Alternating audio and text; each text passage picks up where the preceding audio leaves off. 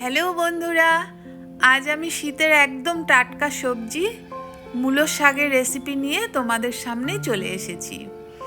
শীতকালে কিন্তু প্রচুর টাটকা শাক সবজি চারপাশে দেখলেই যেন মনটা ভরে যায়। সেরকমই একটি সবজি মূলো শাক। বাজার থেকে আনা টাটকা একাটি মূলো শাক আমি নিয়ে নিলাম। মূলোগুলোকে বাদ দিয়ে শাকগুলোকে কুচিয়ে ভালো করে ধুয়ে পরিষ্কার করে নিয়েছি। গ্যাসে একটা কড়া বসিয়ে তাতে অল্প গরম জল করে নিলাম, নিয়ে এর মধ্যে শাকগুলো দিয়ে দিচ্ছি। দিয়ে আমি চাপা দিয়ে 5 মিনিট সেদ্ধ করে নেব।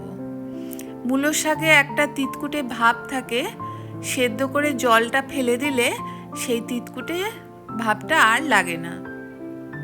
5 মিনিট পর আমি ঢাকনা খুলে নিয়েছি, শাকটা সেদ্ধ হয়ে গেছে। এবারে জলটা ছেঁকে নেব। এবার কড়া পরিষ্কার করে গ্যাসে আবার বসিয়ে দিলাম, দিয়ে গরম করে 2 চামচ সরষের তেল দিয়ে দিচ্ছি। তেলটা গরম হয়ে যাওয়ার পর আমি কালো সরষা 1/2 চামচ ফোড়ন দিলাম, সাথে 2টো শুকনো লঙ্কা আর দিলাম 2টো কাঁচা লঙ্কা চেরা।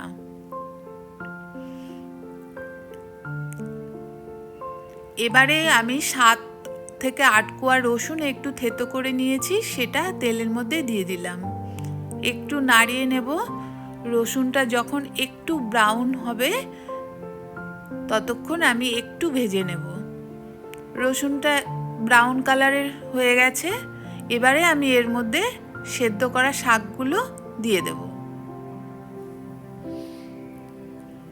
শাকগুলো দিয়ে একটু নাড়িয়ে নিচ্ছি। নাড়িয়ে নেবার পর এর মধ্যে আমি স্বাদ মতন নুনটা দিয়ে দেব। যে যা স্বাদ মতন নুন দেবে। আমি 1/2 চামচ নুন দিয়ে দিলাম। হলুদ গুঁড়ো 1/2 চামচ দিয়ে দিলাম। এটা আরও 5 মিনিট আমি গ্যাসটা এখন মিডিয়াম আঁচে রান্না করছি। 5 মিনিট ভেজে নেব। 5 মিনিট পর দেখো শাকগুলো ভাজা হয়ে গেছে। এবারে আমি একটু চিনি দিয়ে দিচ্ছি, 1/2 চামচ চিনি দিলাম। মূলো শাকটা একটু মিষ্টি মিষ্টি হলে তবেই খেতে ভীষণ ভালো লাগে। মিষ্টি দেওয়ার পর ভালো করে শাকের সাথে আমি মিশিয়ে নেব। আরও 1 মিনিট একটু নাড়াচাড়া করে একদম রেডি হয়ে গেছে কিন্তু মূলো শাক ভাজা। এবারে আমি নামিয়ে নিচ্ছি। এই মূলো শাক ভাজা গরম ভাতের সাথে খেতে কিন্তু ভীষণ ভালো লাগে। এভাবে মূলো শাক ভাজা তোমরাও বানিয়ে দেখতে পারো। কেমন হয়েছে ভালো লাগলে একটা লাইক করো, কমেন্ট করে বলো কেমন হয়েছে। ভিডিওটা দেখার জন্য তোমাদেরকে অনেক ধন্যবাদ।